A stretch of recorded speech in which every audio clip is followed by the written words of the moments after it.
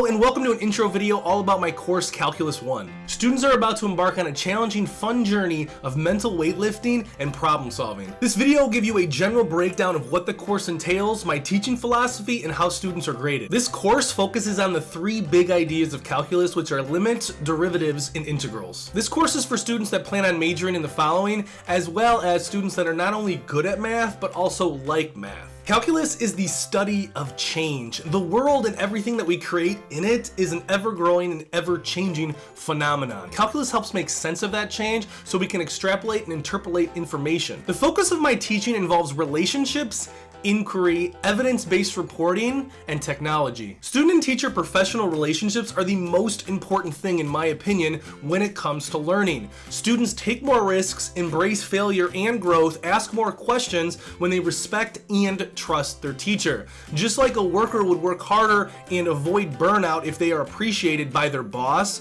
I try to do the same thing with my students. This involves me getting to know students on an individual level rather than just another student in the class. I teach in a very non-traditional way. Instead of students learning through a teacher disseminating information to them through a lecture, students are tasked with completing self-paced inquiry activities that focus on them constructing their own understanding of concepts and then applying and evaluating using their newly acquired understanding. This approach shifts the focus of students memorizing algorithms from a teacher to understanding the why and how of a problem, as well as mastering the necessary techniques and skills. This focus on inquiry rather than lecturing allows me to talk to students rather than me talking at them. So I'm able to talk to students one-on-one or in a small group, which is much more powerful than just talking to all the students at once. Students are graded in the class using a process called evidence-based reporting. And basically with evidence-based reporting, grades are only based off of a student's demonstration of mastery. So if there's evidence for demonstration of mastery of particular standards,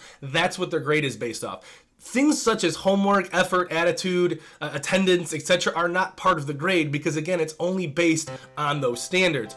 All tests build off of each other and students are given multiple attempts to show mastery of each standard. The final grade will be based on how the students finish the course. Basically, how do they show the understanding by the end of the course? So if they didn't understand it in the beginning, but they understand it by the end, the only grades that are going to be included are the ones at the end. So because of this, averaging is not used. Averaging is a poor snapshot of students' understanding because if they didn't understand it at the beginning but then understand it at the end, if you average those together, it's going to be somewhere in the middle. Really, it should be how you finish the race rather than how you started. So the grade is going to be based on the end of the course, not the beginning. Technology is an important aspect of my teaching. I use a blended classroom model in which students can learn both in and outside of class. The entire class lives online on my website, so learning becomes ubiquitous. There are many avenues of me connecting with students, such as video, which students can record up to 90 seconds of them asking a question or asking the class questions on my website. Links to online resources that show concepts working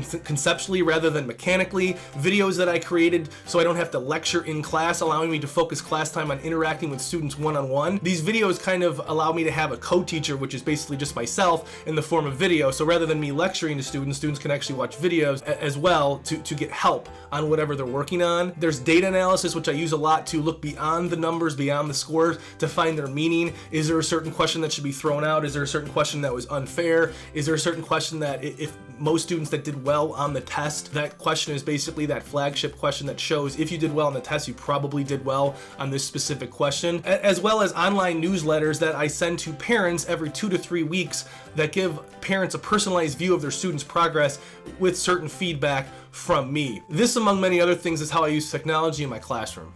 Again, welcome to my course, Calculus 1. If you have any questions about anything in this video, let me know.